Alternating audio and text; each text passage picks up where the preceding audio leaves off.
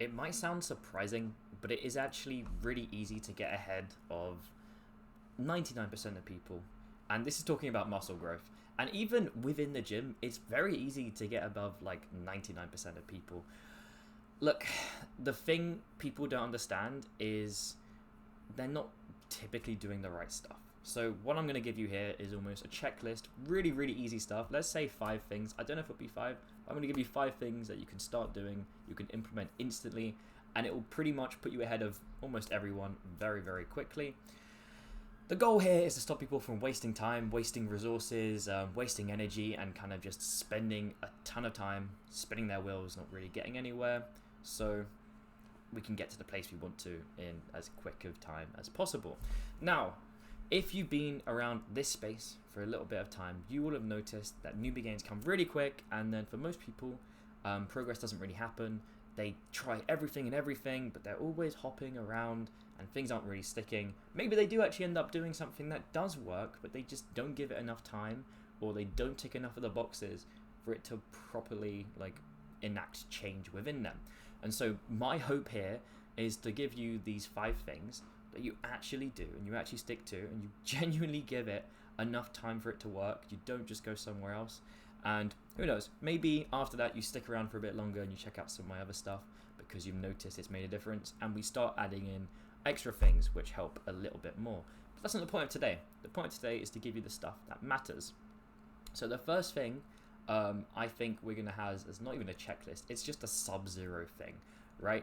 And that is just making sure that the nutrition's okay and the sleep is okay. I genuinely here do not need you to have picture perfect nutrition or picture perfect sleep, so long as you get 7 to 8 hours a night, and so long as you get at least 100 grams of protein, obviously aiming a bit higher but not going overkill. I'm going to be okay with that. But let's get into the actual 5-step things. So the first thing I want you to do is to have a workout that you're consistent with and you're sticking to. I think that's a bit obvious, and I have made a workout skeleton that you can take a look at. I put this together ages ago. I also have a free full body, and if you're a complete beginner, that is probably going to be something that's really useful. You can go find those down below. But the point of a program is really just making sure that the volume is a good amount, we're hitting it multiple times, and I think as a beginner or even intermediate, a little bit more into things, I don't think it's something you're supposed to be building on your own. I think you can follow frameworks, you can do sort of plug and play stuff, but if you sit there and you think that you have what it takes and you know how to make a good program, oftentimes you actually don't have those tools yet, and you end up making something which brings you further away from where you're trying to get to. So it's probably going to be one of the 2 things I told you about, the plug and play skeleton or the full body that's already put together. It's just about, do you want to spend 4 days in the gym or 3 days? Do you want to have your hand held a little bit more, or do you want to do it all yourself? But just pick one of those 2.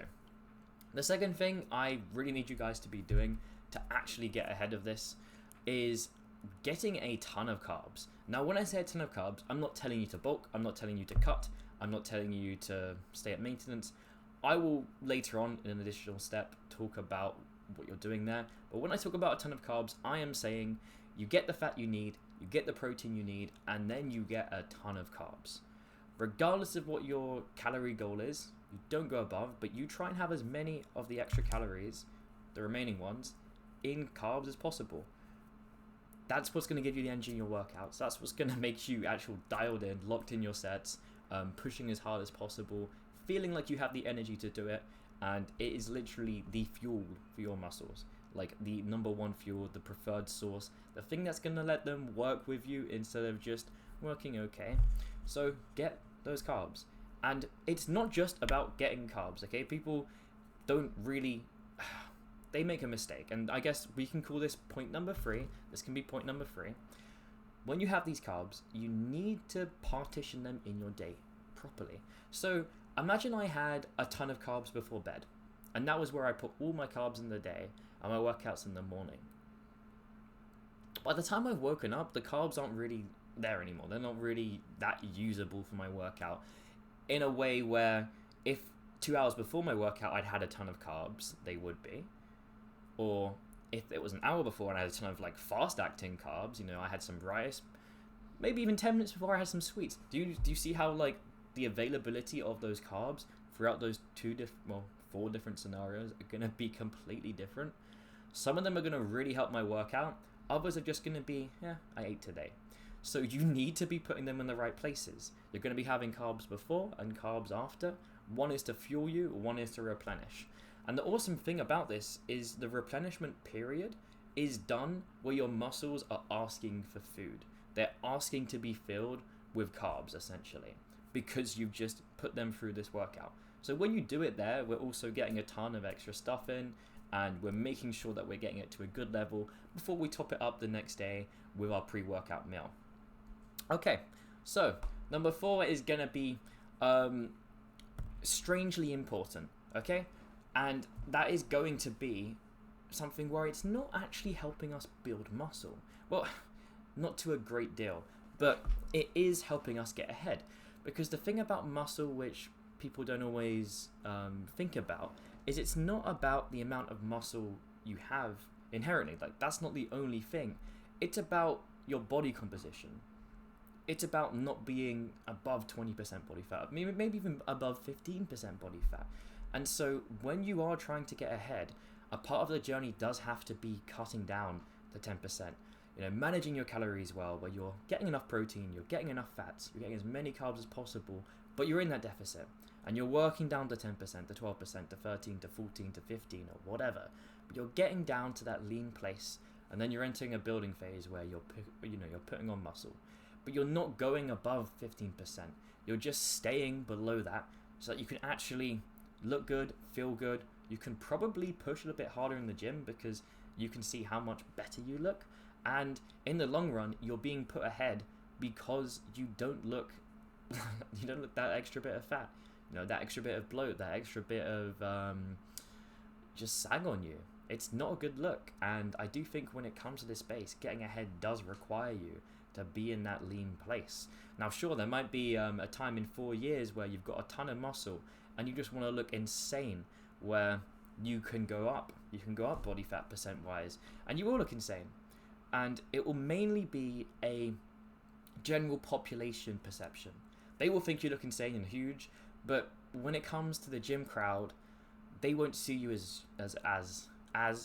huge, especially when you get out of the t-shirt, just because of how we understand how that addition of fat looks on the frame, where we know it's not as impressive to have this huge arm because we know a lot of it is fat. And that is true. And I think that's why this is an important part. Like I said, it's 5 steps. It's another thing to check off. And then the last thing I want you to do is a really, really super easy one, and it is just giving it your all in your sets. These sets don't have to be failure. Of course, they have to be close to failure. But when I say giving it your all, I mean being locked in. I mean focusing on the journey, thinking about the reasons you're there, pushing yourself, listening to some good music, having a good time, because that is going to do a great deal as well. So if we all run it back, you're following a program. Every single day it's going to tell you to do something different. That's like the number 1 box to tick. Then you're making sure you're getting a ton of carbs. Doing the program, doing the carbs. Then you're making sure you're putting the carbs in the right place. You know, doing the program, getting the carbs, it's in the right place. Then you're making sure that you're actually lean.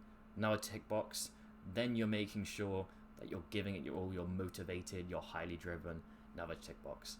And if you do all 5 of those things every single day, you're just gonna get ahead. You don't need all the other tricks and tips and all the special stuff and the advanced techniques, because they might come naturally or they might not. And truthfully, they probably don't even need to come for you to get ahead of 99% of people.